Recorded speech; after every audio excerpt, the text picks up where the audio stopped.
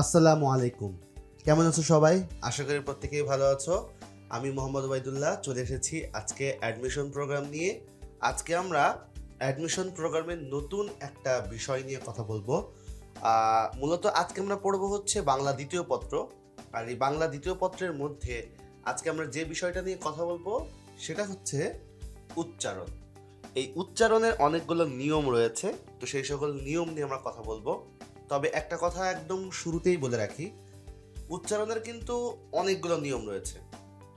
এখন এতগুলো নিয়ম এই একটা ক্লাসের মাধ্যমে সবকিছু বোঝা কিন্তু সম্ভব না। তবে আমি চেষ্টা করেছি যে যে সকল উচ্চারণের নিয়মগুলো অনেক বেশি ইম্পর্টেন্ট, পরীক্ষায় একটু বেশি এসে থাকে বা আমাদের বুঝতে অনেক বেশি কঠিন লাগে, সেই উচ্চারণ নিয়মগুলো নিয়ে মূলত আজকের ক্লাসে কথা বলার চেষ্টা করেছি। আমি পুরো উচ্চারণকে কভার না করলেও যেই সকল জায়গায় অনেক বেশি সমস্যা হয় সেই সকল উদাহরণ বা নিয়ম নিয়ে আমি মূলত এই পুরো ক্লাস জুড়ে কথা বলবো। তো আজকের এই উচ্চারণের নিয়মের মধ্যে মূলত আমরা আদ্য অ, তারপর হচ্ছে মধ্য অ, অন্ত অ, বফলা মফলা এইগুলো নিয়ে কথা বলবো। এর বাইরে যে উচ্চারণের নিয়ম নেই তা না, প্রচুর রয়েছে। কিন্তু দেখা যাচ্ছে যে আমরা এই মোটামুটি এই পাঁচটা টপিকের উপর, মানে পাঁচটা বিষয়ের উপর মূলত আমরা আজকে এই উচ্চারণ নিয়মগুলো পড়ার চেষ্টা করব। তো আশা করি পুরো ক্লাসটা যখন তোমরা মনোযোগ দিয়ে করবে তখন তোমাদের এই উচ্চারণ নিয়মের প্রতি আলাদা একটা বুঝ বা দখলদারিত্ব আসবে, আমার বিশ্বাস।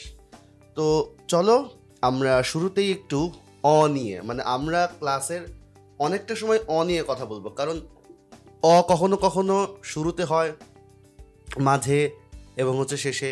তো অ যে সকল জায়গায় হয়, মানে আদ্য, মধ্য, অন্ত, এই সকল বিষয় নিয়েই আমরা শুরুর দিকের ক্লাসে, মানে ক্লাসের শুরুর যে অংশ সেখানে এটা নিয়ে কথা বলবো। তো চলো আমরা সেই আলোচনায় যাই। তো আমরা আগে শুরুতে একটু অ নিয়ে কথাবার্তা বলে নিব। অ নিয়ে একটু ইন্ট্রোডাকশন বা সূচনা যদি বলি, তাহলে বিষয়টা এরকম হয় যে অবস্থান ভেদে অ ধ্বনির উচ্চারণ হয় হচ্ছে দুইভাবে। তাহলে আমরা অ ধ্বনির অবস্থান অনুযায়ী উচ্চারণ দুই রকম পাচ্ছি। একটা হচ্ছে স্বাধীনভাবে ব্যবহৃত হয়, আর একটা হচ্ছে শব্দের মধ্যে অন্য বর্ণের সঙ্গে বিলীনভাবে অব্যবহৃত হয়। এই বিলীনভাবে জিনিসটা কি? আচ্ছা, আমরা যদি এটা একটু উদাহরণের মাধ্যমে এই দুইটা বোঝার চেষ্টা করি তাহলে মনে হয় আমাদের জন্য আরেকটু ভালো হবে। আমরা এখানে একটু খেয়াল করে দেখি যে এক নম্বরে বলছে স্বাধীনভাবে ব্যবহৃত হচ্ছে। তো অ যখন স্বাধীনভাবে ব্যবহৃত হয় তখন আমরা দেখতে পাচ্ছি অ তার পূর্ণ রূপে রয়েছে। তার মানে এখানে এই যে অমর, এই অমরের এখানে কিন্তু অটা একদম পরিপূর্ণভাবেই পাওয়া যাচ্ছে। তো এই জন্য এই অটা বেসিক্যালি কি হচ্ছে, স্বাধীনভাবে উচ্চারিত হচ্ছে। অমর বা অনেক এখানে কিন্তু স্বাধীনভাবেই ব্যবহৃত হচ্ছে। এবার যদি দুই নম্বরে যদি বলি যে শব্দের মধ্যে অন্য বর্ণের সঙ্গে বিলীনভাবে ব্যবহৃত হচ্ছে। আচ্ছা, বিলীনভাবে, আচ্ছা বিলীন কথাটার মানেটা কি? বিলীন মানে হচ্ছে কোনো কিছু বিলীন হয়ে যাওয়া, মানে অদৃশ্য হয়ে যাওয়া। তার মানে এই শব্দের মধ্যে কি হয়, বর্ণের মধ্যে অটা অদৃশ্য হয়ে যায়। মানে বিষয়টা এরকম না যে অ কিন্তু থাকে না, ব্যাপারটা মোটেও এরকম না, অ থাকে কিন্তু কি হয়ে যায়, বিলীন হয়ে যায়। আচ্ছা, এখন আমরা দেখতে পাচ্ছি কর, করর মধ্যে হচ্ছে ক, কয়ের সাথে অ রয়েছে, রয়ের সাথে অ রয়েছে। আবার বলর মধ্যে বয়ের সাথে অ রয়েছে। আবার দেখতে পাচ্ছি লয়ের সাথে কি রয়েছে, অ রয়েছে। তো আমরা দেখতে যেটা পেলাম সেটা হচ্ছে যে এই বর্ণের মধ্যেও, বর্ণের সাথেও কিন্তু কি, বর্ণের মধ্যেও কিন্তু এই অটা ব্যবহৃত হয়। একটা হচ্ছে বিলীনভাবে হয়, আরটা হচ্ছে স্বাধীনভাবে হয়। স্বাধীনভাবে হচ্ছে একদম প্রকাশ্যে, আর বিলীনভাবে যেটা বোঝানো হচ্ছে সেটা হচ্ছে গোপনে বা অদৃশ্য আকারে। তাহলে আমাদের এই বিষয়টা একদম ক্লিয়ার। আচ্ছা, আবার এই অ, আদ্য অ বা মধ্য অন্ত এটা শুরু করার আগে অ নিয়ে আরেকটু কথা না বললেই না, যেটা খুবই গুরুত্বপূর্ণ। সেটা হচ্ছে শব্দে অ ধ্বনির উচ্চারণ আবার দুই রকম পাওয়া যায়। সাধারণত অ ধ্বনির উচ্চারণ দুই রকম পাওয়া যায়। আচ্ছা, এখন একটা প্রশ্ন হতে পারে, তাহলে কি আ, এ, ও এগুলা কি নেই? হ্যাঁ, অবশ্যই আছে, অবশ্যই আছে। কিন্তু আমি বলছি যে আজকের ক্লাসে আমরা মোটামুটি যেগুলো ইম্পর্টেন্ট, যেগুলো বেশি কঠিন আর কি, যেগুলো বোঝার জন্য একটু সমস্যা হয়, আমরা সেগুলো নিয়ে কথা বলেছি। আমরা যে এই ক্লাসে যে আ এ ও এগুলো নিয়ে কথা বলি, বিষয়টা কিন্তু এরকম না যে একেবারেই ওগুলো কখনো পরীক্ষা আসে না বা ওগুলো কোনো ইম্পর্টেন্ট একেবারেই না, বিষয়টা কিন্তু আমি বলিনি একবারও। আমি বলার চেষ্টা করেছি যে একটা ক্লাসে যেগুলো বেশি গুরুত্বপূর্ণ সেগুলো দেখানোর চেষ্টা করেছি। আর আমার বিশ্বাস এই আজকের ক্লাসে যদি আমি অ নিয়ে খুব ভালো করে দেখিয়ে দিই, তাহলে কিন্তু আ এ ও অন্যান্য স্বরধ্বনিগুলো কিন্তু অনেক সহজে পারা যাবে, আশা করি, আমার বিশ্বাস। কারণ অটাই হচ্ছে সবচেয়ে বেশি ইম্পর্টেন্ট। আ এ ও রস্বই দীর্ঘই এগুলা অবশ্যই পরীক্ষায় আসে, তবে ওগুলো নিজেরা পড়ে খুব পারা যায়। তবে অয়েরটা যদি আমরা একটু আলোচনা করে দিই তাহলে সেক্ষেত্রে খুব সহজ হয়। আচ্ছা, তো আমরা যেটা পড়ছিলাম সেটা হচ্ছে যে শব্দে অধ্বনির উচ্চারণ দুই রকম পাওয়া যায়। একটা হচ্ছে বিবৃত উচ্চারণ মানে স্বাভাবিক উচ্চারণ, আর একটা হচ্ছে সংবৃত উচ্চারণ মানে ও ধ্বনির মতো উচ্চারণ। সংবৃত উচ্চারণটা কিরকম? ও ধ্বনির মতো। আচ্ছা, তো বিবৃত উচ্চারণ মানে হচ্ছে স্বাভাবিক উচ্চারণই হবে। আর যেমন আমরা এখানে অতল দেখতে পাচ্ছি, অতলটা কিন্তু অ, ওর স্বাভাবিক উচ্চারণই হচ্ছে অ। আবার হচ্ছে অনেক, অই রয়েছে। তারপর এখানে কত, ক অ, এই যে ক এর মধ্যে এখানে কিন্তু এই কত এর মধ্যে কিন্তু অটা কিন্তু বিলীন ভাবে রয়েছে, ঠিক আছে? আচ্ছা, তারপর তাহলে এখানে ক তো, তাহলে এখানে কি হয়েছে? মূলত এখানে ক অ, তাহলে এখানে কি হয়ে গেছে? ক। এখানে অটা একদম স্বাভাবিকভাবেই উচ্চারণ হচ্ছে। আচ্ছা, 2 নম্বরে যদি দেখি তাহলে দেখা যাচ্ছে যে এখানে সংবৃত বা ও ধ্বনির মতো উচ্চারণ হচ্ছে। তাহলে এই সংবৃত বা ও ধ্বনির মতো যে উচ্চারণটা, এটা কিরকম? যেমন আমরা অকে সবসময় অ বলছি না, যেমন আমরা এখানে দেখতে পাচ্ছি অকে কি বলছি? অতি, অতুল, মন, এরকম বলছি। তো এই যে এখানে অতি, অতুল, মন, তাহলে এখানে কি হচ্ছে? সংবৃত হচ্ছে। এরকম সংবৃত হওয়ার কিন্তু অনেকগুলো নিয়ম রয়েছে। তো আমরা চেষ্টা করব আজকে অনেকগুলো নিয়ম পড়ার জন্য। তো আমাদের মনে হয় যে অ সম্পর্কে যে প্রথম প্রাথমিক যে ধারণা সেগুলো আমরা মোটামুটি নিয়ে ফেলেছি। এবার যদি আমরা নিয়মের দিকে যাই তাহলে বিষয়গুলো আস্তে আস্তে আরো এগোবে বা আমাদের বুঝতে সহজ হবে। আচ্ছা, এই পর্যায়ে আমরা যে রুলসগুলো পড়ছি সেটা হচ্ছে আদ্য অ। তো আদ্য অ এর যে যতগুলো রুলস রয়েছে তার মধ্যে কিছু রুলস আমরা আজকে দেখাবো। তার মধ্যে প্রথম যে রুলসটা দেখাচ্ছি সেটা হচ্ছে শব্দের আদিতে। শব্দের আদিতে বলতে হচ্ছে শব্দের শুরুতে, আদি মানে হচ্ছে শুরু, আর আদ্য মানে হচ্ছে শুরু, মানে আদ্য অ মানে শুরুর অ নিয়ে এখানে কথাবার্তা হবে। মানে শব্দের শুরুতে যে অ থাকে সেই অ নিয়ে কথা হবে। তাহলে শব্দের আদিতে যদি অ থাকে, কিভাবে থাকে? স্বতন্ত্র বা স্বাধীনভাবে, কিংবা স্বতন্ত্রভাবে থাকতে পারে, একাকী থাকতে পারে, স্বাধীনভাবে থাকতে পারে, কিংবা ব্যঞ্জনের সাথে যুক্ত, মানে ওই যে বিলীন ভাবে আর কি, মানে অদৃশ্য হয়ে। যেমন এই যে ক এর মধ্যে কি অবস্থায় রয়েছে? ক, তার সাথে আবার যোগ হয়েছে অ। আবার গ এর মধ্যে কি অবস্থায় রয়েছে? গ এর সাথে অ, মানে এখানে বিলীন ভাবে, নর্মালি দেখা যায় না আর কি, অদৃশ্য আকারে থাকে। তার মানে শব্দের শুরুতে অ প্রকাশ্যেই থাকুক আর বিলীন ভাবেই থাকুক, যদি তারপরে কি হয়ে থাকে? ইকার হয়। এখানে আবার ইকার কিন্তু দুই রকম, একটা হচ্ছে হ্রস্ব ইকার আর একটা হচ্ছে দীর্ঘ ইকার। তাহলে হ্রস্ব ইকারও হতে পারে, আবার কিন্তু দীর্ঘ ইকারও কিন্তু হতে পারে। আবার এখানে বলা হচ্ছে উকার। এর উকার কিন্তু দুই রকম হতে পারে, একটা হচ্ছে হ্রস্ব উকারও হতে পারে, আবার হচ্ছে দীর্ঘ উকারও হতে পারে। এরকম যদি থাকে তবে সেই অ এর উচ্চারণ সাধারণত, সবসময় না, বলা হচ্ছে সাধারণত ওকারের মতো হয়। তাহলে আমরা কি বুঝলাম? শব্দের শুরুতে অ প্রকাশ্যেই থাকুক আর বিলীন ভাবেই থাকুক, মানে অপ্রকাশেই থাকুক, তারপরে যদি ইকার উকার, তারপর হচ্ছে দীর্ঘ ইকার দীর্ঘ উকার যদি এরকম থাকে, তবে সেই অ এর উচ্চারণ সাধারণত কি হয়ে থাকে? ওকার হয়। তো এটা আমরা দেখলাম। এবার যদি উদাহরণগুলো একটু খেয়াল করে দেখি তাহলে দেখা যাচ্ছে অভিধান।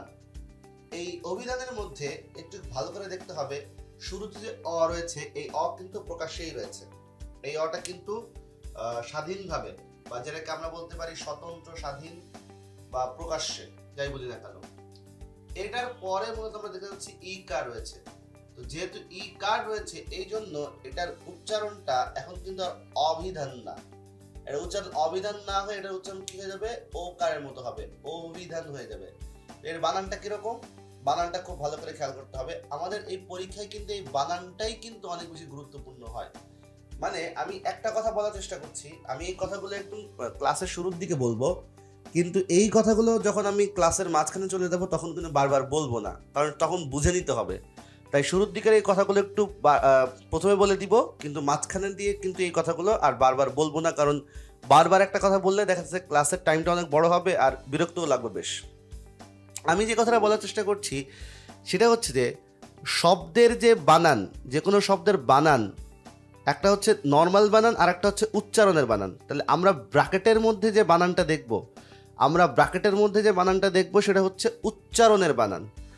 এই নর্মাল শব্দের বানান আর উচ্চারণের বানান কিন্তু এক সাধারণত হয় না, খুবই কম। মানে বেশিরভাগ জায়গায় কিন্তু আমরা দেখতে পারি যে যা লেখা থাকে তা কিন্তু আমরা পড়ি না, আমরা বানান করি একটা আর উচ্চারণ করি কিন্তু আর একটা। তাই নর্মাল বানান আর উচ্চারণের ক্ষেত্রে যে বানানটা, সেই বানানটা কিন্তু আলাদা হবে। সেই বানানটা কিভাবে হচ্ছে সেটা নিয়ে কিন্তু আমি বিস্তারিত কথাবার্তা বলবো।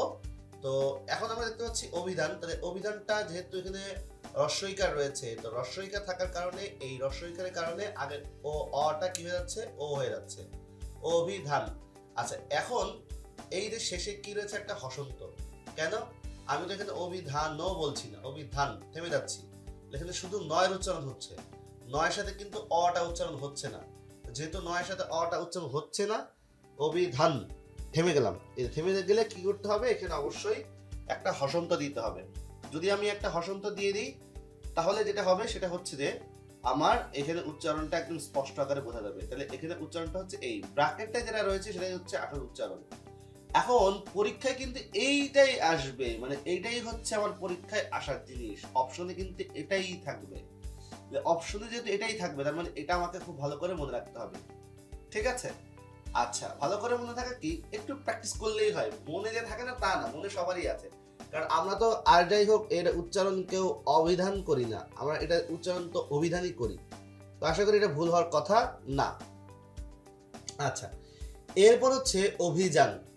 আচ্ছা, এখানে দুটো কথা বলবো। প্রথমত হচ্ছে এখানে তো ইকারের জন্য এটা ও হয়ে গিয়েছে। এই যে ইকারটা এখানে দীর্ঘ আর হ্রস্ব সেটা বিষয় না। তো এখানে ইকারটা যেহেতু হ্রস্বইকারের আগে এটা হলে কি হবে, ও হয়ে যাবে, তা ও হয়ে গেল। একটা কথা মনে রাখতে হবে, অন্তস্থ জ এটা সবসময় উচ্চারণের ক্ষেত্রে বর্গীয় জ হয়ে যায়। এই নোটটা খুব ভালো করে মাথায় রাখতে হবে। আমি আবারও বলছি, অন্তস্থ জ এটা উচ্চারণের সময় বর্গীয় জ হয়ে যায়। তার মানে এখানে অভিযান, হ্যাঁ, যান। আর নয়তো কি রয়েছে, একটা হসন্ত। এই এটা উচ্চারণটা হচ্ছে এরকম। তারপর অতি, অতির উচ্চারণ কি, অতি। আমি কি অতিরিক্ত কথা বলি না অতিরিক্ত কথা বলি? এটার উচ্চারণ কি হচ্ছে, অতি। আচ্ছা, তারপর আমরা দেখছি যে অভিমান। আমরা কি অভিমান করি না অভিমান করি? আমরা নিশ্চয়ই অভিমান করি। আচ্ছা, তারপর হচ্ছে যদি। আচ্ছা, তাহলে যদির ক্ষেত্রে কি হচ্ছে, এই জয়ের উচ্চারণ কিন্তু বর্গীয় জের মতো হচ্ছে। আর এখানে ওকার, জো, আর যেহেতু পরে ইকার রয়েছে তাই এখানে। আচ্ছা, এবার হচ্ছে গভীর।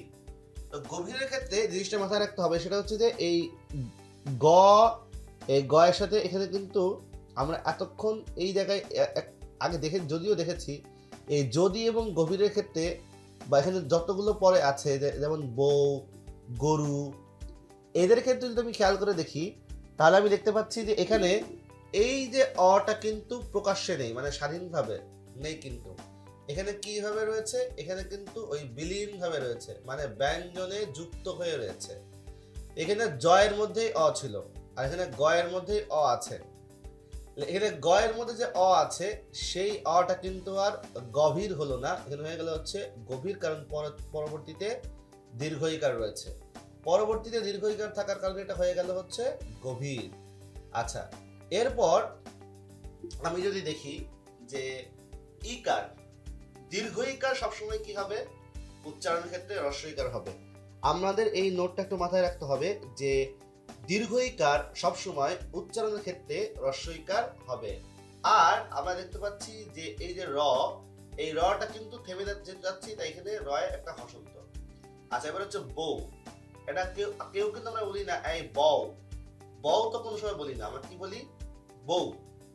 এই যে বউ যে বলি, তাহলে এখানে পরে কি রয়েছে? উকার। পরে যেহেতু উকার রয়েছে, পরে উকার থাকার কারণে কি হচ্ছে? পরে উকার থাকার কারণে আগের বয়ের সাথে বয়ের মধ্যে যে অটা বিলীন ভাবে রয়েছে, মানে অদৃশ্য ভাবে যে রয়েছে, এই অদৃশ্য ভাবে থাকার কারণে মূলত কি হচ্ছে? এটা বউ মানে ওকার হয়ে যাচ্ছে। তারপর গরু, গরুর ক্ষেত্রেই তাই, গয়ের মধ্যে কি রয়েছে? অটা অদৃশ্য বা বিলীন ভাবে রয়েছে বা ব্যঞ্জনের সাথে যুক্ত হয়ে রয়েছে, তাহলে এটা কি হয়ে যাচ্ছে? এটা হচ্ছে গরু। তাহলে এখানে গরু। আচ্ছা, এরপর হচ্ছে বধূ। বলে বধূর ক্ষেত্রেও কিন্তু এখানে ওকার, বয় ওকার, তারপর ধয়ের সাথে হচ্ছে ধয় দীর্ঘকার। এখন একটা কথা মনে রাখতে হবে যে দীর্ঘকারের কারণে তো ওকার হলো, কিন্তু দীর্ঘকারটা কিন্তু উচ্চারণে সবসময় রস্যকারই হবে। যখনই হচ্ছে আমরা বানানে দীর্ঘকার পাবো, উচ্চারণে কিন্তু সেটা রস্যকার হবে। যদি উচ্চারণে দীর্ঘকার লেখা হয় তাহলে কিন্তু সেটা ভুল। উচ্চারণের ক্ষেত্রে সেটা অবশ্যই রস্যকার লিখতে হবে। অরুণা, আমরা কেউ অরুণা বলি না, আমরা কি বলি? অরুণা। তো অরুণার ক্ষেত্রে এখানে মনে রাখতে হবে যে প্রথম তো হচ্ছে যেহেতু পরে উকার আছে, তাই হচ্ছে কি হচ্ছে পরেরটা বেসিক্যালি পরেরটা হচ্ছে এখানে ও হয়ে যাচ্ছে। আর নোটটা হচ্ছে এখানে খুব ইম্পর্টেন্ট নোট, সেটা হচ্ছে যখন মূর্ধন্য ন থাকবে, এই মূর্ধন্য ন হলে সেটা অবশ্যই দন্ত ন হবে। তো আশা করি তোমরা বুঝতে পেরেছো। এই প্রথম যে রুলসটা, এই রুলসটা তোমাদের অনেক বেশি কাজে লেগেছে। এটা অনেক সময় নিয়ে বলেছি, তার একটাই মাত্র কারণ এখানে অনেকগুলো বিষয় হয়তো আমরা নতুনভাবে দেখার চেষ্টা করেছি। এই জন্য এইখানে যতটা বিস্তারিত বলেছি, পরবর্তীতে যেহেতু অনেকগুলো বিষয় আমরা আগের থেকে বুঝিয়ে বুঝিয়ে দিচ্ছি, পরবর্তীতে রিপিটেড কথাগুলো কিন্তু আমরা আর বলবো না। আচ্ছা, এরপরে আমরা আদ্যয়ের আরেকটা উদাহরণ, আরেকটা নিয়ম দেখতে পাচ্ছি, সেটা হচ্ছে শব্দের আদ্য অ এর পরে জফলাযুক্ত ব্যঞ্জন বর্ণ থাকলে সেক্ষেত্রে অ এর উচ্চারণ প্রায়শই কি হয়ে থাকে? ওকারের মতো হয়। তার মানে আমরা বলার চেষ্টা করছি যে শুরুতে যে অ রয়েছে, এই শুরুতে যে অ, এই অ এর পরে যদি জফলা হয় তাহলে জফলার আগের অটা কিন্তু সবসময় কি হয়? ওকার হয়ে থাকে, প্রায়শই কি হয়? ওকার হয়। যেমন অদ্য। আর এখানে জফলা হলে একটা কথা মাথায় রাখতে হবে, জফলায় কিন্তু মাঝে মাঝে কি হয়? দ্বিত্ব হয়ে যাচ্ছে। এই যে জফলার কারণে যেহেতু দ্বিত্ব হয়ে যাচ্ছে, তাহলে অদ্য, এই যে ওদ আগে দ নিচে হচ্ছে হসন্ত, আর পরে হচ্ছে অদ্য ও, ওকার হচ্ছে। তো এই জন্য আমি এখানে ওকার দিয়ে দিয়েছি, ঠিক আছে? তাহলে এই বানানটা কিন্তু খুব ভালো করে লিখছি একটা, কিন্তু উচ্চারণে কিন্তু পুরো আর একটা। এটা এইটা কিন্তু খুব ভালো করে মাথায় রাখতে হবে। তাহলে অন্য, তাহলে অন্যর ক্ষেত্রেও কিন্তু হচ্ছে অ, আর এখানে হচ্ছে অটা তো ও হয়ে গেল জফলার কারণে, সেইভাবে এখানে দ্বিত্ব, এই অন্য হয়ে গেল অন্য ও, ঠিক আছে? অত্যন্ত, এখানেও কিন্তু অত্যন্ত, অত্যন্ত না, হ্যাঁ, অত্যন্ত, আর শেষে ত, এই যুক্ত বর্ণর শেষেরটাও কিন্তু কি হয়? সবসময় ওকার হয়। আমরা এটার নিয়ম আমাদের আছে, সামনে আসবে, তো আমরা যখন সামনে দেখবো তখন আমাদের বিশেষ করে অন্ত আয়ের মধ্যে আমরা এই বিষয়টা পড়বো আর কি। তা আমরা এই ব্যাপারটা নিয়ে এখন কথা নাই বা বললাম যে কেন এখানে ওকার হচ্ছে। আচ্ছা, তারপর হচ্ছে অত্যাচার। তো অত্যাচারের মধ্যে আমরা দেখতে পাচ্ছি যে এখানেও কিন্তু ঠিক একই রকম হচ্ছে, আর শেষে হসন্ত চার। এখন একটা কথা বারবার বলে রাখি, যদিও দেখা যাচ্ছে কিন্তু অনেক সময় আমরা বিষয়গুলো হয়তো খেয়াল করছি না, সেটা কি? সেটা হচ্ছে যে এই যে সকল জায়গায় হসন্ত দেওয়া রয়েছে, হসন্তগুলো যদি কোনোভাবে আমরা অপশনে মিস দেখতে পাই, অপশনের মধ্যে কিন্তু আমাদের এটা খুবই গুলিয়ে যাবে আর কি। কারণ আমাদের হয়তো অত্যাচার এক জায়গায় হসন্ত দিয়ে লেখা থাকবে, আর এক জায়গায় হসন্ত ছাড়া লেখা থাকবে। এখন যেটা হসন্ত ছাড়া সেটা তো আমাদের কাছে সঠিক মনেই হবে, আমরা তো চট করে এটাকে সঠিক বলে ফেলবো, পড়ে ফেলবো। এই যে সঠিক বলে ফেলছি বা পড়ে ফেলছি, এটাই কিন্তু আমাদের ভুল হবে। মনে রাখতে হবে হসন্তের ব্যবহারগুলো কিন্তু অবশ্যই খুব ভালো করে মাথায় রাখতে হবে। তারপর হচ্ছে কন্যা। কন্যার ক্ষেত্রেও তাই। কন্যার ক্ষেত্রে কি হচ্ছে? কন্যার ক্ষেত্রে ওই যে জফলা থাকার কারণে আগেরটা কিন্তু ওকার হয়ে যাচ্ছে। আচ্ছা, এবার হচ্ছে কল্যাণ। কল্যাণের ক্ষেত্রে একটা কথা বলি যে কল্যাণ, এখানে কিন্তু ল্যান লান দুটাই হয়, কল্যাণ কল্যাণ দুটোই আমরা উচ্চারণ করি। তারপর হচ্ছে বন্যা। আচ্ছা, বন্যার ক্ষেত্রেও একই, ওই যে জফলা রয়েছে, জফলার আগে ওকার, আর জফলা হলে তো কি হয়, দ্বিত্ব হয়ে যাচ্ছে, তাই বন, আগেরটাই হচ্ছে হসন্ত, তারপরটা হচ্ছে না। আমরা মোটামুটি এই প্রথম যে দুটা উদাহরণ দেখলাম, উদাহরণ তো না মানে রুলস যেটা দেখলাম, আমরা দেখে কিন্তু মোটামুটি বুঝে ফেলেছি যে হ্যাঁ কীরকম হয়। এইরকমই মোটামুটি হবে সবগুলোই। তো এই জন্য আমাদের প্রথমগুলোতে আমরা একটু সময় লাগছে, পরবর্তীতে আমরা আস্তে আস্তে আরও ভালো করে বুঝবো আশা করি। আমরা দেখি, তাহলে আমরা পরের স্লাইডে যাই। পরের স্লাইডে এখানে আরও একটা আদ্যয়ের নিয়ম রয়েছে। এই আদ্যয়ের নিয়মটা হচ্ছে এরকম যে শব্দের প্রথমে যদি অ থাকে এবং তারপর যদি রিকার যুক্ত হয়, তাহলে ব্যঞ্জন বর্ণ থাকলেও সেই অ এর উচ্চারণ সাধারণত ওকারের মতো হয়। তাহলে আমরা দেখতে পাচ্ছি যদি রিকার থাকে তাহলে মসৃণ নয়, তাহলে রিকারের কারণে কি হয়ে যাচ্ছে, ওই মসৃণ থাকছে, মসৃণ। আচ্ছা, এখানে উচ্চারণ দুই রকম হয়, একটা হচ্ছে মসৃণ হয়, আমরা আসলে মসৃণও বলি, আমরা আবার এটাও বলি মসৃণ বলি। এই দুই ধরনের উদাহরণ কিন্তু আমরা, একটা হচ্ছে মসৃণ আর হচ্ছে মসৃণ, দুটোই কিন্তু বলি, মসৃণ আর হচ্ছে মসৃণ, এই দুই ধরনের উচ্চারণ কিন্তু আমরা করি। আচ্ছা, এরপর হচ্ছে যকৃত। যকৃত উচ্চারণ হচ্ছে জ, আমি আগেই তো বলেছি এই জফলা, এটা বেসিক্যালি হচ্ছে ওকার। এই জফলাটা বেসিক্যালি কি হয়, ওকার উচ্চারিত হয়, দুঃখিত, জটা মূলত হচ্ছে, আমি এটা ভুল বলছিলাম, জটা মূলত হচ্ছে বর্গীয় জ উচ্চারিত হয়। তাহলে এই জ ওকার, যোগ রি তো, খুব সহজ হয়ে গেল, আশা করি বুঝতে আমাদের আর কোনো সমস্যা হবে না। এরপর আমরা যদি দেখি যে শব্দের প্রথমে অযুক্ত রফলা থাকলে, শব্দের প্রথমে অযুক্ত রফলা থাকলে সেক্ষেত্রে আদ্য অ এর উচ্চারণ সাধারণত ওকারের মতো হয়ে থাকে। তার মানে শুরুতে রফলা থাকবে এবং সেই রফলার মধ্যে কিন্তু একটা আদ্য অ রয়েছে, কিরকম গ, গয়ের মধ্যে তো একটা অ থাকে, আমরা কি এই অ এর সাথে আবার রফলাটা যোগ করেছি, আমরা এটাকে গ্রহ বলি না গ্রহ বলি? নিশ্চয়ই আমরা এটাকে গ্রহ তো অবশ্যই বলি না, আমরা এটাকে কি বলি, গ্রহই বলি। আচ্ছা, তাহলে এখানে এই রফলার আগে যে অ থাকে সেটাও কিন্তু কি হয়ে যাচ্ছে, ওকার হয়ে যাচ্ছে, আবার গ্রহ, হ্যাঁ হো ওকার, এই যে এটা কিন্তু খেয়াল করতে হবে। দ্রব্য, দ্রব্য বেলা কি হচ্ছে, রফলা রয়েছে, তার মানে এর সাথে যে অ রয়েছে এই অটা কি হবে, ওকার হয়ে যাচ্ছে, দ্র, আর এখানে জফলা থাকার কারণে কি হয়ে যাচ্ছে, দ্বিত্ব হয়ে যাচ্ছে, তাহলে এখানে কি হয়ে গেল, দ্রব্য। আচ্ছা, এইবার খেয়াল করি হচ্ছে প্রকাশ। প্রকাশের বেলায় কিন্তু একই রকম, প্রকাশ না, এটা মূলত প্রকাশ হয় না, এটা হয় হচ্ছে প্রকাশ। তাহলে এখানে আমরা দেখতে পেলাম কি, এখানে রফলা, এই রফলার সাথে ওকার, এই ওকারটা বেসিক্যালি এখানে কি হয়ে যাচ্ছে, তালব বসা, মানে এই তালব বসার সাথে আবার একটা হসন্ত দিচ্ছি কেন, কারণ এখানে তো প্রকাশও বলি না, প্রকাশ, থেমে যাচ্ছি। শ্রবণ, শ্রবণের বেলায় রফলার আগে তো অ ছিলই, সেটা ওকার তো হলেই, কিন্তু এইখানে শ্রবণের উচ্চারণ কিন্তু তালব বসা হয়নি, এখানে শ্রবণের উচ্চারণ কিন্তু কি হয়েছে, মানে তালব বসার উচ্চারণ কিন্তু দন্তসা হয়েছে। তো তালব বসার উচ্চারণ যেহেতু দন্তসা হয়েছে, তাই এই দন্তসার উচ্চারণ এখানে দেওয়া হয়েছে শ্রবণ, ওকার। হ্যাঁ, আর হচ্ছে এখানে ওকার কেন হলো সে তো আলোচনা পরে একটু হবেই।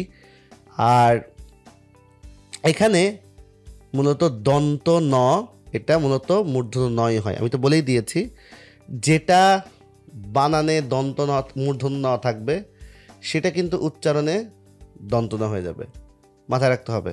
এই নিয়মগুলো মাথায় রাখলে দেখা যাচ্ছে আমাদের বুঝতে অনেক বেশি সহজ হবে।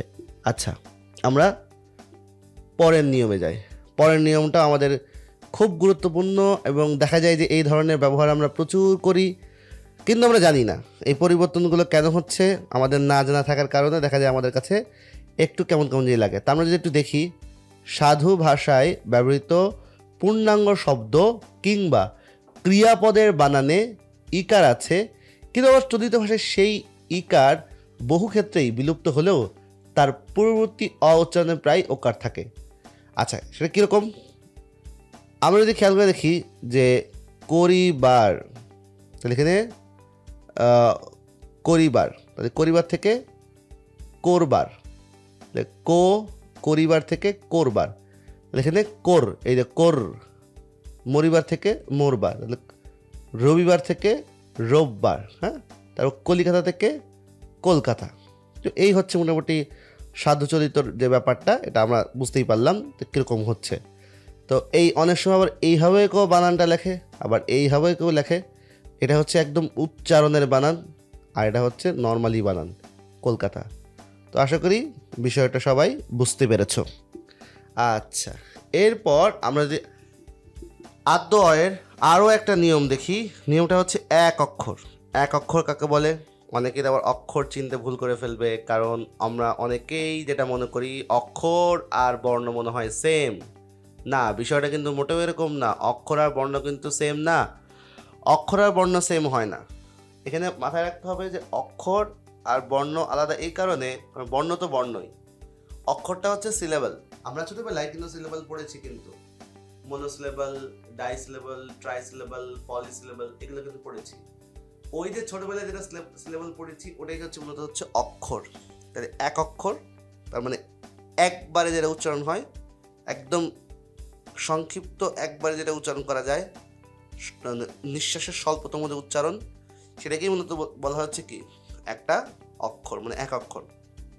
তাহলে এরকম এক অক্ষর শব্দের প্রথমে, এক অক্ষর শব্দের প্রথমে অ এবং পরে দন্ত ন থাকলে, প্রথমে অ এবং পরে দন্ত ন থাকলে কি হবে? কোথাও কোথাও সেই অ এর উচ্চারণ ওকারের মতো হয়। যেমন মন। তো মনের বেলা আমরা দেখতে পাচ্ছি যে মন, ওন, হ্যাঁ, ন রয়েছে, আর এখানে ম, এক অক্ষর। এক অক্ষর তো মন বুঝতেই পারছি। আর ন রয়েছে, এক অক্ষরে ন, তার আগের অটা কি হবে? ও হয়ে যাচ্ছে। বন না, এটা হচ্ছে বন। এটা জন না, এটা হচ্ছে জোন। এই নিয়মটাও আমরা মাথায় রাখবো, যদি এক অক্ষর আর দন্তনা রয়েছে তাই আগেরটা কি হয়ে যাবে? ওকার হয়ে যাবে। আশা করি এই নিয়মটা আমরা বুঝতে পেরেছি। আচ্ছা, এরপর আমরা যদি একটু মধ্য অ নিয়ে কথা বলি। মধ্য অ, মধ্য অটা কিরকম একটু দেখি। একটু হিজিবিজি লাগছে, আশা করি যদি আমরা একটু ভালো করে দেখি তাহলে আমাদের মনে হয় এতটা কঠিন লাগবে না। প্রত্যেকটা আমি দেখাবো, প্রত্যেকটাই একদম বিশ্লেষণ করে আলাদা করে বলার চেষ্টা করব। বলা হচ্ছে শব্দের মধ্যে অবস্থিত ব্যঞ্জন বর্ণের সাথে, শব্দের মধ্যে অবস্থিত ব্যঞ্জন বর্ণের সাথে যুক্ত অ এরপর ইকার, মানে হ্রস্ব ইকার, দীর্ঘ ইকার, হ্রস্ব উকার, দীর্ঘ উকার, ঋকার, বর্গীয় ইয়, জ ফলা থাকলে আগের অ এর উচ্চারণ কি হয়ে যায়? সাধারণত ওকারের মতো হয়। আমরা প্রত্যেকটার জন্য একটা করে দেখবো। আগে ইকার, তারপরে দীর্ঘ ইকার, উকার, দীর্ঘ উকার, ঋকার, বর্গীয় ইয় এবং জফলা, প্রত্যেকটার একটা করে উদাহরণ দেখবো, ঠিক আছে? আচ্ছা, প্রথমে হচ্ছে আমরা দেখি কাকলি। তার মানে এখন কিন্তু মধ্য অ, মাঝখানে অনেক কথাবার্তা হচ্ছে। মধ্য অ, এই যে মাঝখানের যে অটা, এই মাঝখানের অটা কি হচ্ছে? আমরা দেখতে পাচ্ছি এর পরে কি রয়েছে? ইকার রয়েছে। মাঝখানের এই যে ব্যঞ্জন বর্ণের সাথে যুক্ত যে অ, এই কা ক, ক এর মধ্যে তো একটা অ তো রয়েছে, ব্যঞ্জনের সাথে যে অ থাকে, আমরা শুরুতেই আলোচনা করেছি এটা। তাহলে এই যে মাঝখানে অ রয়েছে, এরপরে কি রয়েছে? হ্রস্ব ইকার। এই যে এরপরে যে হ্রস্ব ইকার, তাহলে হ্রস্ব ইকারের আগে কি হচ্ছে? ওকার হচ্ছে। তাহলে কা ক লি। আচ্ছা, বানান নিয়ে তো আর কোনো কথাবার্তা নেই, বা উচ্চারণের যে বানানটা রমণী। রমণীর ক্ষেত্রে দেখতে পাচ্ছি পরে কি রয়েছে? দীর্ঘ ইকার। আর এই দীর্ঘ ইকারের আগে যে ম, এই মটা ম হয়ে যাচ্ছে, রমণী না, রমণী। আর দুটো বিষয় আগেই বলেছি, তারপর আবারও বলছি, মূর্ধন্য ন উচ্চারণের বানানে দন্তনা হয়ে যাবে, আর দীর্ঘ ইকার সবসময় উচ্চারণের বানানে কি হয়ে যাবে? হ্রস্ব ইকার হয়ে যাবে। উচ্চারণ করতে গিয়ে যে বানানটা লিখবো সেই বানানের ব্যাপারটা খুব ভালো করে মাথায় রাখতে হবে। অতনু না, এটা হচ্ছে অতনু, কারণ পরে কি রয়েছে? উকার রয়েছে। এই উকারের কারণে কি হয়ে যাচ্ছে? অতনু, ওকার হয়ে যাচ্ছে। এবার যদি দেখি উপকূল, উপকূল, এই যে দেখতে পেলাম যে পো, মানে পরে দীর্ঘকার রয়েছে, দীর্ঘকার থাকার কারণে এখানে কি হচ্ছে আগে উকার হয়ে যাচ্ছে। আর এখানে ল তো হসন্ত হয়েছে কারণ থেমে যাচ্ছি, উপকূল ল এরকম তো বলিনি, উপকূল এই আর কি। তো এই হসন্তগুলো কিন্তু খুব ডেঞ্জারাস, এইগুলো কিন্তু আমাকে ভুল করতে অনেক বেশি সাহায্য করে আর কি। মানে আমরা যদি কোনো কিছু ভুল না করি তাহলে এই হসন্তের বেলায় কিন্তু খুব সহজেই আমরা ভুল করে ফেলবো। আচ্ছা, তারপর যদি আমরা দেখি জবক্ষার। জবক্ষারটা কিরকম? জবক্ষারটা হচ্ছে, জবক্ষারে বেশ কয়েকটা বিষয় রয়েছে। যেমন আমরা একদম শুরু থেকে যাই, আমরা বেশ কয়েকটা জানি, পড়েছি, নোটগুলো খুব ভালো করে খেয়াল করতে হবে। নোটগুলো হচ্ছে কিরকম, জটা মূলত হয়ে গেল হচ্ছে বর্গীয় জ, আর এই নোটটা তো আমরা আগেই জানি। আর পরে যেহেতু কি রয়েছে, পরে বেসিক্যালি যেহেতু কিও রয়েছে, তো এখানে একটা কথা, আচ্ছা, এখানে জবক্ষার, এখানে একটা কথা যোগ করা দরকার ছিল, সেটা হচ্ছে কিও, মানে এই বর্গীয় জ এর সাথে আরেকটা পাশাপাশি যোগ করে রাখলে খুব ভালো, সেটা কিওটাও হলে কিন্তু কি হয়, ওকার হয়। যদি এটা এখানে লেখা নেই, তারপর আমি বলে দিচ্ছি, কিওটা হলেও কিন্তু কি হয়, এখানে বেসিক্যালি ওকার হয়। তাই আমরা দেখতে পাচ্ছি জবক। আচ্ছা, এইবার হচ্ছে জবক খার, তাহলে এখানে আগে জবক ক হসন্ত খার, তাহলে খিওর উচ্চারণ কি হচ্ছে খার, জবক খার। আর লাস্টে র, তো র এখানে কি হচ্ছে, হসন্ত হচ্ছে। এবার হচ্ছে দৈবজ্ঞ। দৈবজ্ঞ এখানে মূলত কিসের উদাহরণ, এটা হচ্ছে ওই যে বর্গীয় যে ইয়, সেটার উদাহরণ। বর্গীয় যে ইয়, এই বর্গীয় যে ইয়র আগে ওকার হচ্ছে, হোক, বানানটা খুব ভালো করে খেয়াল করে, দই, দই, দ ওকার রস্য ই, দই, দই, তাহলে কিভাবে লিখবো, দ ওকার রস্য ই, দই, এই যে দই। তারপর দই ব ওকার, দই বগ। আমরা যদি বর্গীয় যে ইয়, এটা উচ্চারণ কি হয়, গগ হয়, ঠিক আছে, সবসময় বর্গীয় যে উচ্চারণ গগ গ এরকম টাইপের হয়, দই বগ, দই বগ গো। আচ্ছা, এখানে আরেকটা বিষয় হচ্ছে, এখানে কি রয়েছে, চন্দ্রবিন্দু রয়েছে। আচ্ছা, যেখানেই আমরা চন্দ্রবিন্দু দেখতে পারবো, একটা কথা মাথায় রাখবো, যেখানেই আমরা চন্দ্রবিন্দু দেখতে পারবো, এই বিষয়টা মাথায় রাখতে হবে, চন্দ্রবিন্দু হওয়ার জন্য সেখানে নাসিক্যর কোনো একটা আশ্রয় থাকবে। আর এইটা আমার সবসময় মাথায় রাখতে হবে যে যদি কোথাও আমি নাসিক্যর কোনো আশ্রয় পাই, নাসিক্যর কোনো আশ্রয় পেলে সেখানে চন্দ্রবিন্দু দিতে হবে। এই কথাটা খুব ভালো করে মাথায় রাখতে হবে।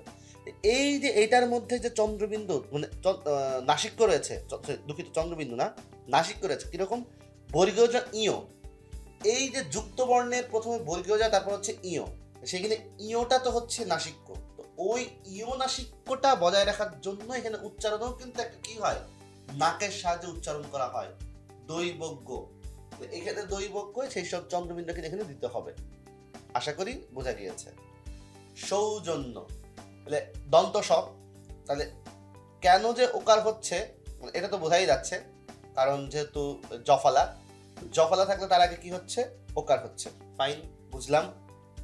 এখন এই যে সৌজন্য দন্ত স, দন্ত স নোটটা কি, দন্ত স এখানে কি হচ্ছে, তার অবশ্য হয়ে যাচ্ছে, আর এই সৌ ঔ, হ্যাঁ, সৌ ঔ, তাহলে সৌ কি হয়ে গেল, ঔ রস্য উ, আর জন্য, জন্যটা তো ওকার হয়ে যাচ্ছে, আর জফলা যেহেতু রয়েছে সৌজন্যে আর কি, তাই এটা সৌজন্য, একারটা মূলত এখানে বাদ যাবে, বেসিক্যালি সৌজন্য। তো এখানে এই যে ওকার, এই ওকারটাই বেসিক্যালি হচ্ছে এখানে এই সৌজন্য ও ওকার হয়ে রয়েছে। আশা করি বোঝা যাচ্ছে বিষয়টা কেন হচ্ছে। এই ব্যাপারগুলো যদি একটু মাথায় রাখি তাহলে আমাদের কাছে কিন্তু একদম মানে খুব সহজ মনে হবে। আচ্ছা, পরেরটায় যাই। বলা হচ্ছে এটাও কিন্তু একটা মধ্যায়ের নিয়ম, যেটা যার নিয়ম তার উপরে কিন্তু লেখাই থাকবে, খুব ভালো করে লেখা থাকবে, তা আশা করি বুঝতে অনেকটা সহজ হবে। তিন বা ততোধিক বর্ণে শব্দের মাঝে, তিন বা ততোধিক বর্ণে শব্দের মাঝে যে অ থাকে, এই অ এর আগে অ বা আ থাকলে, অ বা আ থাকলে শব্দের মাঝের অ কি হতে পারে, ওকারের মতো উচ্চারিত হওয়ার প্রবণতা থাকে। সেটা কিরকম, আমরা আগে দেখিনি প্রত্যেকটাতে অ আ আছে কিনা, যেমন এরকম মো, ম, ম অ, জ অ, অ আছে, র অ, অ আছে, ক অ আছে, কা আ, আ আছে, অ আ যেকোনো একটা আছেই। পাগলের পা আ আছে, তাহলে এখানে ছাগলের আ, কাগজের আ, কাননের আ, তারপর হচ্ছে সাগরের আ, তাহলে অ আ কিন্তু আছেই শুরুতে। আচ্ছা, আবার এটা আরেকটা কথা বলা আছে 3 বা ততোধিক হতে পারে, অ্যাটলিস্ট 3 হতে হবে এখানে, 3 না হলে কিন্তু এটা হবে না। আচ্ছা, তো এখানে মতন, তাহলে এখানে অ যেহেতু আছে তাহলে মতন, মনের মতন, তাই না?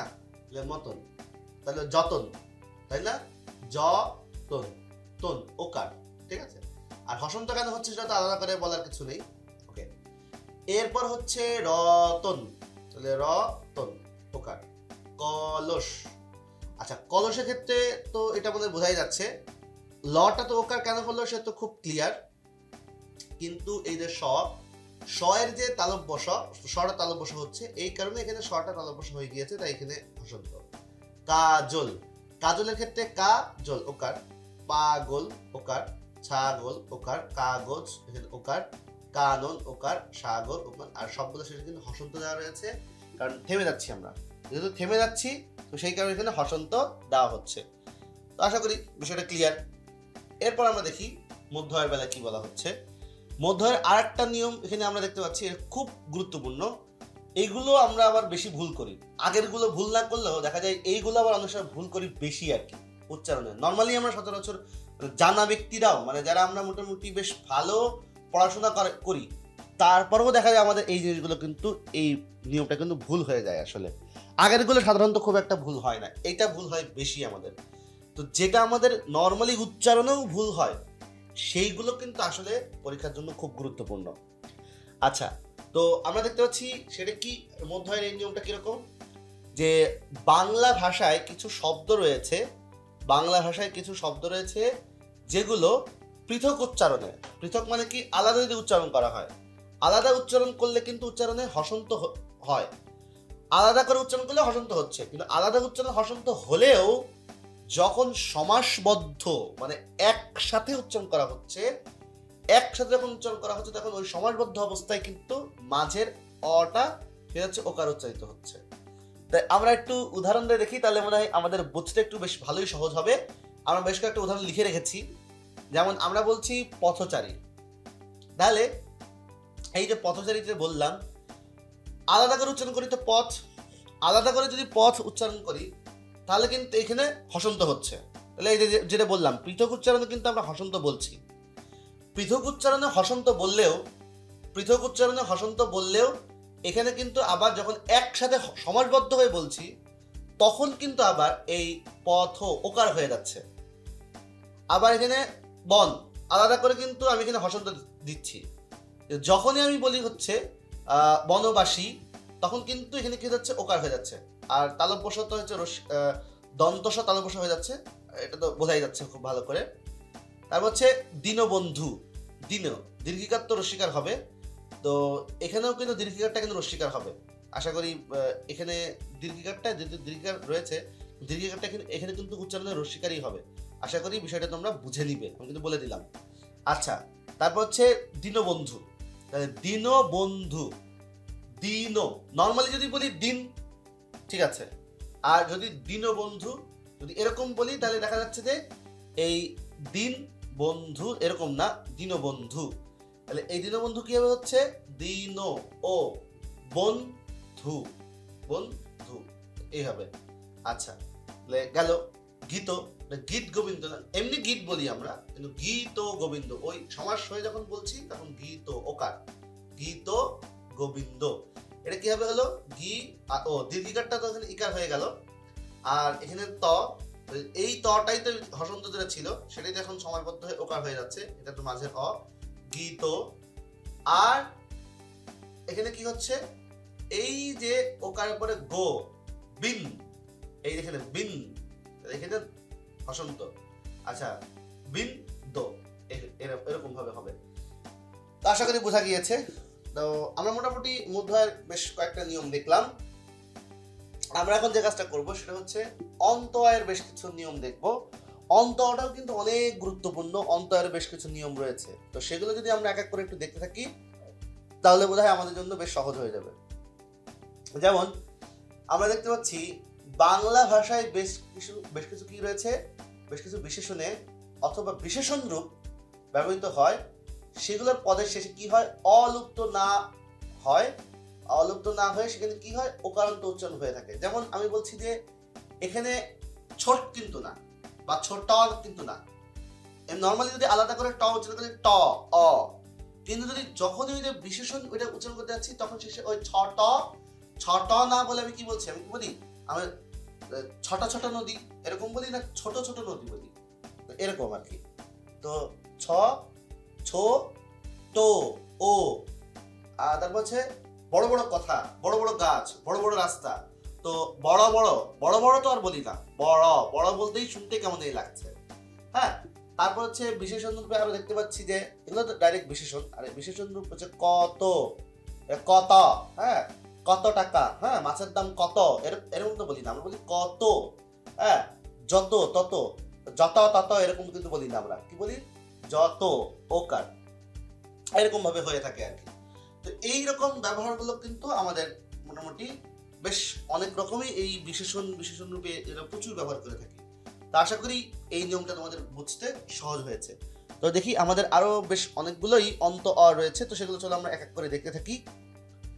দেখা যাচ্ছে বাংলা ভাষায় বেশ কিছু দ্বিরুক্ত শব্দ রয়েছে। দ্বিরুক্ত মানে কি, যেটা একটা কথা যখন দুইবার বলা হয়ে থাকে, একটা শব্দ মানে দ্বিরুক্ত, উক্তিটা যখন দ্বি হয় মানে দুইবার হয়, তো সেইগুলোর কথা বলা হচ্ছে। তো এরকম যখন দ্বিরুক্তি শব্দ রয়েছে সেগুলো দেখা যায়, সেগুলো মাঝে মাঝে বিশেষণ রূপে যদি ব্যবহৃত হয়, এই বিশেষণ রূপে ব্যবহৃত হলে প্রায়ই দেখা যায় শেষের অটা কি হয়ে যায়, ওকার উচ্চারিত হয়। তো এখন আমরা দেখতে পাচ্ছি কাদ কাদ বা কাদ কাদ, কাদ না, মানে উচ্চারণটা কি হবে, কাদো কাদো, দ্বিরুক্তি। তারপর কল, অনেকে আবার এটাকে কল কল বলে, না না না, এটা কল কল না, তাহলে এটা কি হবে, কলো কলো। আচ্ছা, তারপর হচ্ছে ঝড়ো ঝড়ো, ঝড় ঝড় না, ঝড়ো ঝড়ো। তারপর হচ্ছে কি, ছলো ছলো, ছল ছল না। এটা এই উচ্চারণগুলো অনেকেই ভুল করে ফেলে দেখা যাচ্ছে, আর উচ্চারণগুলো ভুল করার কারণে দেখা যায় যে এটাকে আমরা প্রায় ভুল করে ফেলি। পরীক্ষায় কিন্তু দেখা যাচ্ছে যে এই ঝড়ো ঝড়ো, কলো কলো, ছলো ছলো, এগুলো কিন্তু দেখা যাচ্ছে হসন্ত দিয়ে আসবে। আমরা অনেকেই এখানে ছল ছল, এখানে হসন্তটা উত্তর দিয়ে ফেলবো, কিন্তু ওই যে মনে রাখতে হবে দ্বিরুক্তি হয়ে গেলে সেটা আবার কি হয়, শেষে অটা ওকার হয়ে যাচ্ছে, তাই এখান থেকে ছলো ছলো হয়ে যাবে। তো আশা করি বিষয়টা খুব সহজেই বোঝা গিয়েছে। ওকে, এরপরে আমরা যাই, এটা খুব ইম্পর্টেন্ট, এটা জানি অবশ্য, মানে এইরকম জায়গাগুলোতে আমাদের আবার ভুল হয় কম। আগেরটা যেরকম, আগের যে রুলসটা দেখালাম সেটাতে আমার ভুল হয় বেশি, বাট এই ধরনের এগুলোতে কিন্তু ভুল একদমই কম হয়। তো তারপর আমরা একটু দেখি, বলা হচ্ছে 11 থেকে 18 পর্যন্ত, 11 থেকে 18 পর্যন্ত সংখ্যাবাচক শব্দের শেষের অ, 11 থেকে 18 পর্যন্ত সংখ্যাবাচক শব্দের এর যে শেষের যে অটা ওকার উচ্চারিত হয়।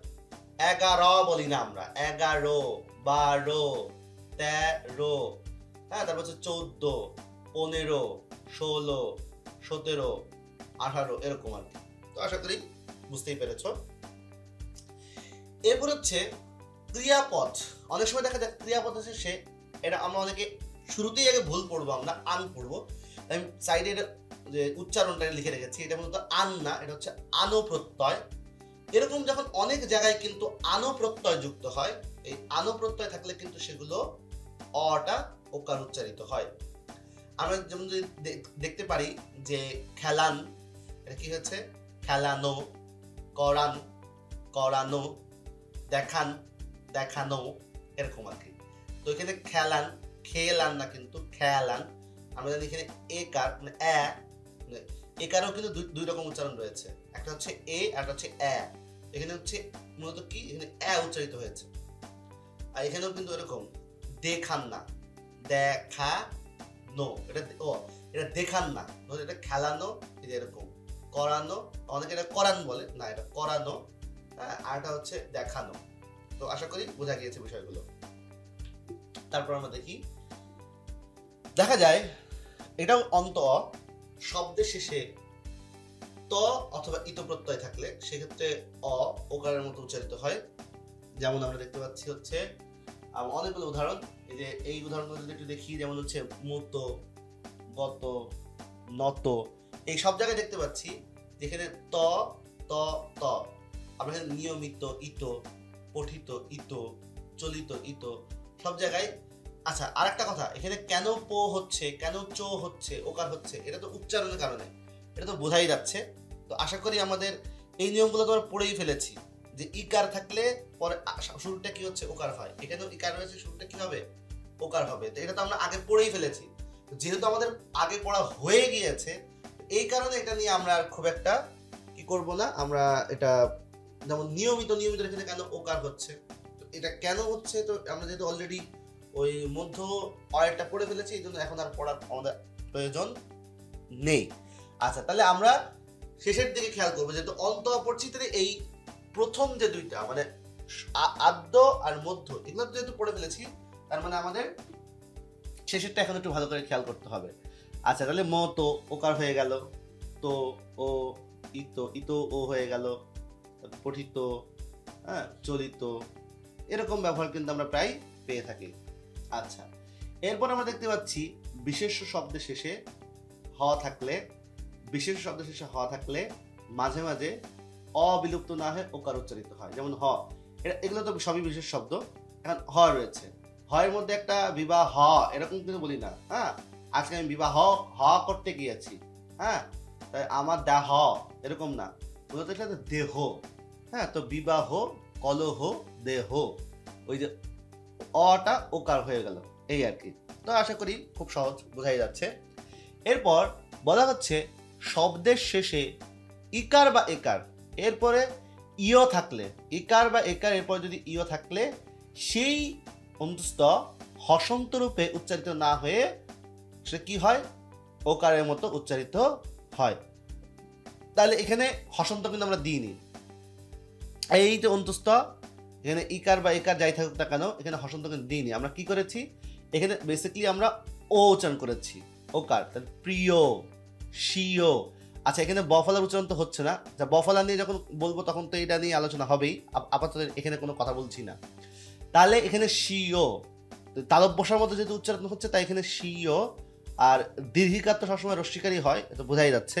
তারপর শিও ও, বরণীয়, তো খুব বোঝা যাচ্ছে। এই নিয়ের পরিবর্তনটা কেন হয়েছে, এটা যেহেতু আগেও অনেকবার বলেছি, এখন আর বলবো না, কারণ বলে দীর্ঘ করতে চাচ্ছি না, আমরা পরের রুলসে চলে যাব। তরতম, তরতম আমরা কিন্তু সবসময় তরতম কখনো কিন্তু বলি না। তরতম এটা হচ্ছে তরতম, এরকম কখনো বলি না। এই তরতম প্রত্যয় যুক্ত যখন হয় তখন শেষের অটা ওকার হয়ে যাচ্ছে। যেমন উচ্চ, উচ্চ তর, তর, তর ও, খুদ। এখানে ক্ষিয়র উচ্চারণ কিন্তু খ হয়, তো ক্ষিয়র উচ্চারণ যদি খ হচ্ছে খুদ, আর খুদ হসন্ত, থেমে যাচ্ছি, রো ত ম, এই ওকার। তো বোঝাই যাচ্ছে যে নিয়মগুলো জানা থাকলে আমাদের কত সহজ হয়ে যাচ্ছে। এরপর আমরা দেখতে পাচ্ছি যে শব্দের শেষে যদি কি হয়ে থাকে, শব্দের শেষে অ এর আগে যদি, অ এর আগে, শব্দের শেষে যে অ গুলা থাকে, সেই অ এর আগে যদি ওই, ঔ, রি, বিসর্গ, অনুস্বার, এইগুলো যদি থাকে, তবে সেই অ সবই কি হয়, লুপ্ত হয় না। লুপ্ত না হয়ে কি হয়, ওকারান্ত উচ্চারিত হয়। তো যেমন আমরা দেখতে পাচ্ছি যে তৈল, তৈল না, তৈল, ওই যে ওই রয়েছে, তৈল। অংশ, এখানে এখানে হসন্ত অবশ্যই দিতে হবে, যদি উঁ থাকে হসন্ত দিতেই হবে। হ্যাঁ, আর শো ওকার। মৃগ, এটা অনেকে মৃগ বলে, একদমই না, এটা হচ্ছে মৃগ। হ্যাঁ, তো এই যে মৃগ বলে না, মৃগনাভি। হ্যাঁ, তো এই যে তাহলে গো ওকার, আশা করি বোঝা গিয়েছে। আমরা পরেরটা দেখি। এখানে খুব গুরুত্বপূর্ণ, এটা অনেক জায়গায় এরকম হয়, এই জিনিসগুলো ভালো করে বুঝতে হবে। এই যে শব্দের শেষে যে যুক্ত বর্ণ, শব্দের শেষে যদি কোনো যুক্ত বর্ণ থাকে, তাহলে সেই যুক্ত বর্ণ থাকলে সেই ক্ষেত্রে দেখা যাচ্ছে অন্তিম মানে কি, শেষ আর কি, অন্তিম অয়ের উচ্চারণ কিন্তু ওকারের মতো হয়। এই যে এখানে যুক্ত বর্ণ হয়েছে, তাহলে এখানে শেষে অটা ও হয়ে যাবে। শক্ত না, প্রশ্ন না। হ্যাঁ, তারপর হচ্ছে প্রাপ্ত না, তাহলে প্রাপ্ত, প্রশ্ন।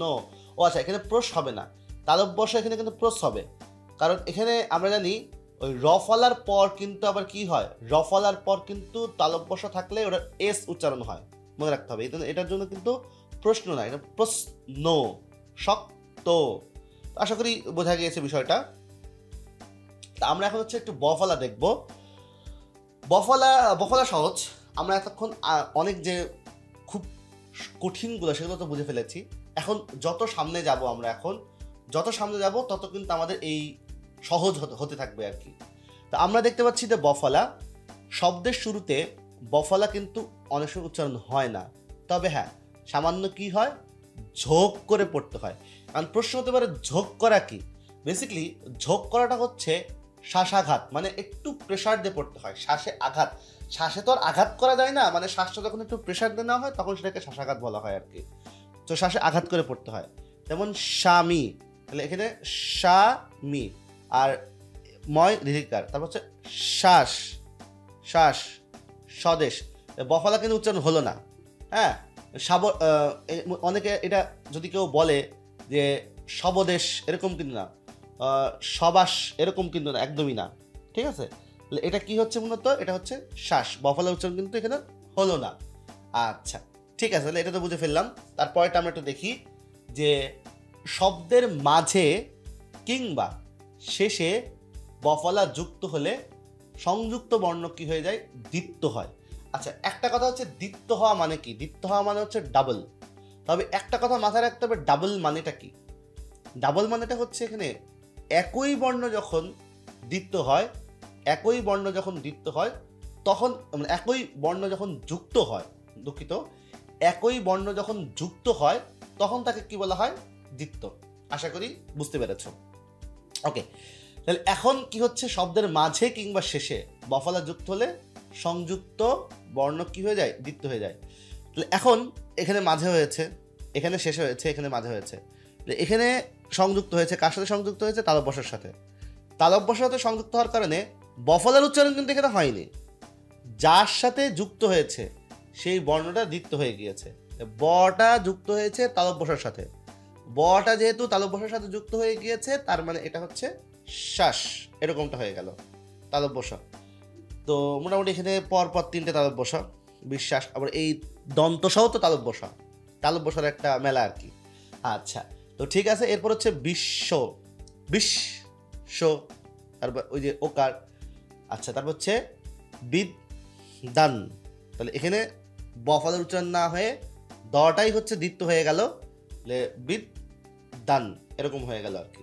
এখানেও হসন্ত, এখানেও হসন্ত, এগুলো খুব ভালো করে খেয়াল রাখতে হবে। আশা করি এই রুলসটা আমাদের কাছে একদম সহজ হয়ে গিয়েছে। আমরা একটু পরেরটাই যাই। পরেরটা হচ্ছে, পরের বফলা কি বলছে, এটা বলছে হচ্ছে উথ উপসর্গ গঠিত শব্দ। এখানে যে খণ্ডতয়ের সঙ্গে যে বফলা, খণ্ডতয়ের সঙ্গে যে বফলাটা, বেসিক্যালি এই বফলার বর উচ্চারণে সাধারণত অবিকৃতই থাকে, মানে এখানে উচ্চারণ হয় যেহেতু এটা হচ্ছে উপসর্গর উৎ, উপসর্গের উৎটা। আবার এটাকে হচ্ছে অনেকে সন্ধিজাত বলতে পারে। তো সন্ধিজাতের ক্ষেত্রেও কিন্তু বফলার উচ্চারণ অবিকৃত থাকে, মানে বহাল থাকে। তো উপসর্গ দিয়েও আমরা মনে রাখতে পারি, আবার এটাকে আমরা সন্ধিজাত দিয়েও মনে রাখতে পারি। আমি আপাতত একটা এখানে লিখেছি।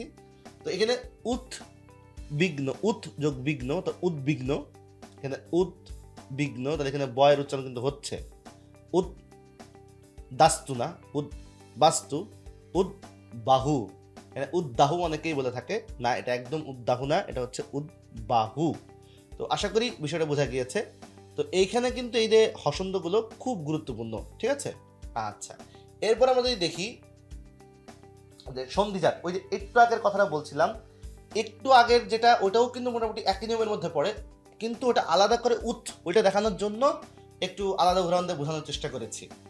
আচ্ছা, তো এখানে কি বলা হচ্ছে, সন্ধিজাত শব্দ বফলার উচ্চারণ বহাল থাকে। এটা সন্ধিজাত কিভাবে হচ্ছে, সন্ধিস যদি কোনোটা হয় তাহলে সেটা সন্ধিজাত শব্দ। এখানে দুটো রয়েছে, একটা হচ্ছে দিক আর একটা হচ্ছে বিজয়। তো বিজয় তো আলাদা একটা শব্দ, বিজয়, বলয়, এখানে রয়েছে বলয়, তারপর হচ্ছে বেদ। এখানে বিজয়, বলয়, বেদ এগুলো যেহেতু আলাদা শব্দই রয়েছে, তো এই জন্য যদি এই আলাদা শব্দের উচ্চারণ যদি আমরা না করি তখন কিন্তু ভুল হয়ে যাবে। এই যে সন্ধিজাতের মধ্যে আলাদা শব্দ থাকে দেখে ওই শব্দটার উচ্চারণ, মানে ওই বয়ের উচ্চারণটা কিন্তু করতে হবে। আমি কিন্তু চাইলেই এই বয়ের উচ্চারণটা ফেলে দিতে পারবো না, কারণ বিজয় কিন্তু আলাদা একটা শব্দ, অর্থবোধক একটা শব্দ। সেই অর্থবোধক একটা শব্দের বকে আমি চট করে ফেলে দিতে পারবো না, ওই বটাকে কিন্তু আমাকে ব্যবহার করতে হবে। তো অর্থবোধক শব্দের বটাকে না ফেলে দিতে পারার কারণে এখানে যদিও সন্ধিজাত হওয়ার কারণে ব ফলা হয়ে গিয়েছে, কিন্তু ফলা হলেও ওই বয়ের উচ্চারণ কিন্তু বল থাকবে, এখানে উচ্চারিত হবে আর কি, মিসিং হবে না। তাই এখানে দিক বিজয়, দিক বলয়, আর আছে ঋগ্বেদ। হসন্তগুলো তো বরাবরই খেয়াল রয়েছে, হসন্ত নিয়ে একদমই কথা বলবো না, কারণ অনেকবার বলেছি। আচ্ছা, এরপর আমরা বফলার আরটা দেখতে পাচ্ছি, যেমন ব এবং মফলার সাথেও কিন্তু কি হচ্ছে, বফলার উচ্চারণ বল থাকে। যেমন ব ম এর সাথে আমরা দেখতে পাচ্ছি লম বো ও। আচ্ছা, নীলাম্বরী, দীর্ঘিকার তো ইকার হয়ে গেল, আবার এখানে দীর্ঘিকার ইকার হয়ে গেল, নীলাম হসন্ত বো রি। তো এখানেও কিন্তু দেখা যাচ্ছে ব ফলের উচ্চারণ হচ্ছে। আচ্ছা, গম্বুজ, তাহলে এখানে গম্বুজ, এখানে ব ফলের উচ্চারণ হচ্ছে, কারণ ময়ের সাথে হচ্ছে। তো এখানে কি হলো, গম্বুজ। আচ্ছা, বয়ের সাথে এখানে কোনো উদাহরণ নেই, তাহলে বয়ের সাথে একটা উদাহরণ যদি বলে দিই, তাহলে তিব্বত। তিব্বতটা কিন্তু হচ্ছে এখানে তিব্বত, বয়ের সাথে যেহেতু এখানে বফলা হয়েছে, তাই বয়ের সাথে বফলা হলেও কিন্তু সেক্ষেত্রে উচ্চারণটা হচ্ছে, যেমন তিব্বত এখানে উচ্চারণ হয়েছে। তো যদিও এখানে উদাহরণ দেওয়া নেই, আশা করি মুখে যেটা বলে দিয়েছি সেটা তোমাদের বুঝতে অনেকটা সহজ হয়েছে, আশা করি তোমরা বুঝতে পেরেছো। আচ্ছা, তো আমরা দেখি পরেরটাতে যাই। পরের বফলার উচ্চারণটা হচ্ছে যুক্ত বর্ণে অনেক সময় দেখা যায় বফলা কিন্তু উচ্চারণ হয় না। দ্বন্দ্বর ক্ষেত্রে আমাদের খুব বেশি ঝামেলা, এবং দ্বন্দ্ব ঝামেলা হচ্ছে আসলে হয় কি, দ্বন্দ্ব বানানটা আমরা দেখি অনেকবার ভুল। দ্বন্দ্ব বানানটা অনেকবার ভুল লেখার কারণে দেখা যায় আমাদের খুবই গুরুত্বপূর্ণ হয়ে যায় এটা। আর দ্বন্দ্ব বানান, মজার বিষয় হচ্ছে আমরা প্রতিবারই জিনিসটা খেয়াল করছি যে বানান সহজ হয়, কিন্তু উচ্চারণের বানানটা অনেক বেশি কঠিন হয়। কিন্তু এইখানে এসে নর্মাল বানান অনেক কঠিন, কিন্তু উচ্চারণটা খুবই সহজ। উচ্চারণটা এখানে কি হচ্ছে, উচ্চারণটা এখানে মূলত দন দো এরকম, তো দন হয়ে গেল, তাহলে এখানে বয়ের কোনো উচ্চারণই হলো না, না হলো শুরুতে না হলো শেষে, কোথায় হলো না। আচ্ছা, তারপর হচ্ছে উচ্ছ্বাস, এখানেও কিন্তু ওই যে এখানে কি হচ্ছে না, এখানে কিন্তু বফলার উচ্চারণ হচ্ছে না। উজ্জ্বল, এখানেও কিন্তু বফলার উচ্চারণটা একদমই হলো না। তো আশা করি তোমরা বুঝতে পেরেছো। বাদ বাকি যে বিষয়গুলো যেগুলো রয়েছে সেগুলো আলাদা করে কথা বলছি না, কারণ রিপিটেড কথা অনেকবার হয়ে যাবে। আচ্ছা, এবার আমরা একটু মফলা দেখব। মফলার ক্ষেত্রে একটা বিষয় আমরা আগেই বলেছি, আচ্ছা শুরু থেকেই বলি আমরা। বফলাতে যেরকম শুরুতে উচ্চারণ হয় না, মফলাতেও কিন্তু শুরুতে কি হয় না, উচ্চারণ হয় না। তবে হ্যাঁ, একটা কথা হচ্ছে যে তবে নাসিক করে কিন্তু ঠিকই হবে। ওইখানে আমরা পড়েছিলাম একটু ঝোঁক দিয়ে, মানে একটু হালকা শাসাঘাত, মানে প্রেশার দিয়ে পড়তে হয়, আর এখানে নাসিক্য করে পড়তে হয়। এখন প্রশ্ন হতে পারে কেন নাসিক্য হবে, নাসিক্য যে কেন হবে এটা উত্তরটা কিন্তু খুবই সহজ। নাসিক্যটা এই কারণে হবে যে এই নাসিক্য হওয়ার মেন কারণ ম তো নিজেই নাসিক্য। বর্গীয় নাসিক্য যে 5টা, এই 5টা বর্গীয় নাসিকের মধ্যে কিন্তু ম রয়েছে। তো ম যেহেতু নাসিক্য, ওই ময়ের উচ্চারণটা এখানে যে কি হয়ে যাবে, চন্দ্রবিন্দুতে যাবে। তাই এখানে আমরা ম এরকম, তাই এখানে চন্দ্রবিন্দু পাচ্ছি। তাহলে কেন আমরা এখানে চন্দ্রবিন্দু দিলাম তার কারণটা আমরা বুঝে ফেলেছি। এইবার স, দন্তস্বর উচ্চারণ স, আর র, স্মরণ বলি না আমরা, স্মরণ ওকার, এবং দন্তনা মূর্ধন্য হয়ে গেলে হচ্ছে দন্তনা, আর এখন হচ্ছে হসন্ত। শ্মশান, শ্মশানের ক্ষেত্রে একদম সেম। শ্মশানটা কেন এখানে মটা চন্দ্রবিন্দু হচ্ছে আশা করি এটা আর বলার অপেক্ষা রাখছে না। তারপর যদি আমরা যাই যে শব্দের মাঝে মফলা যদি থাকে, সেই মফলার উচ্চারণ দ্বিত্ব এবং সামান্য নাসিক্য হয়।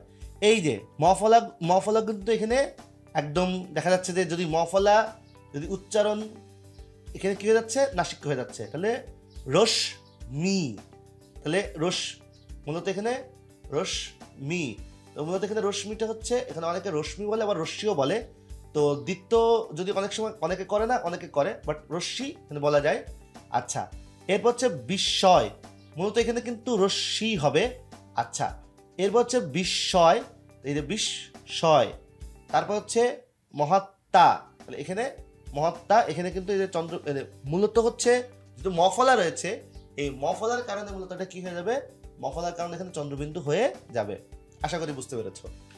এরপর যদি দেখি যে যুক্ত বর্ণে মফলা আবার উচ্চারণ হয় না। এখানে যতগুলো যুক্ত হচ্ছে, এই ক্ষীয়র সাথে যত জায়গায় মফলা যুক্ত হচ্ছে এখানে উচ্চারণ হচ্ছেই না। এখানে আর দীর্ঘকরটা তো রস্যকার হয়ে যাবে, এটা তো আগেই জানি, আর তো বলার কিছু নেই। তো সূক্ষ্ম, এই যে সূক্ষ্ম এরকম হয়ে গেল সূক্ষ্ম, লক্ষ্মী, লক্ষণ, আশা করি বোঝা যাচ্ছে খুব ভালো করে। এরপর যদি আমরা দেখি সংস্কৃত শব্দ এবং মফলা উচ্চারণ বহাল থাকে, যেগুলো সংস্কৃত শব্দ, এগুলো আবার একটু মনে রাখতে হবে।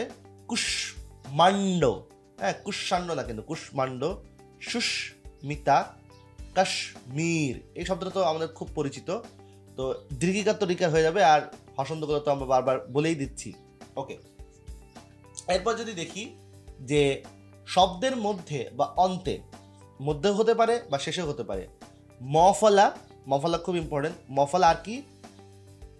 গ, ও, ট, ন, ম, ল, এর সাথে যদি যুক্ত হয়, এই যুক্ত হলে উচ্চারণ বহাল থাকে। তো এই আমরা যদি উদাহরণগুলো একটু দেখতে থাকি, যেমন বাঘ মি, আচ্ছা তাহলে এখানে উচ্চারণ বহাল আছে, এটা অনেকে বাগ্যি বলে, কিন্তু এরকম হবে না। বাং ময়, এখানে উচ্চারণ রয়েছে। মৃন ময়, এখানেও কিন্তু উচ্চারণ বহাল রয়েছে। মৃন ময়। জন্ম, এটাকে অনেকে জন্ম বলে ফেলে, না একদম না, জন্ম, এখানে ন আর ম আর কি। সম্মান, গুল্ম, কেন এই যে ওকারগুলো হচ্ছে বা কেন এই বিষয়গুলো হচ্ছে, এগুলো তো অনেকবারই আলোচনা করে ফেলেছি, কারণ আগেই ব্যাপারগুলো আলোচনা তো হয়ে গিয়েছে। তো আশা করি এক্সট্রা অতিরিক্ত আলোচনাগুলো আমাদের না করলেও চলবে। তো মোটামুটি আমি ক্লাসের শুরুতে যে কথা বলেছিলাম, একদম ক্লাসের শেষ পর্যায়ে এসে সেই কথাটাই বলতে চাই, সেটা হচ্ছে যে আমরা উচ্চারণের কিছু অংশ দেখিয়েছি, সবগুলো দেখানো পসিবল না আসলে, কিন্তু আমরা যতটুকু দেখিয়েছি তার মধ্যে উচ্চারণের একটা বেসিক যে বিষয়টা, সেই বেসিকটা কিন্তু আমরা একদম দেওয়ার চেষ্টা করেছি। এইগুলো ফলো করলে, অনুসরণ করলে আশা করি তোমাদের পরীক্ষায় উত্তর করতে, উত্তর বলতে বা লিখতে অনেক বেশি সহজ হবে। তো এতক্ষণ ধরে যারা ক্লাস করেছো, এত ধৈর্য ধরে, তো তাদেরকে সবাইকে বলতে চাই থ্যাংক ইউ। আজকের মতো এখানেই বিদায় নিচ্ছি, কথা হবে অন্য কোনো এক ক্লাসে।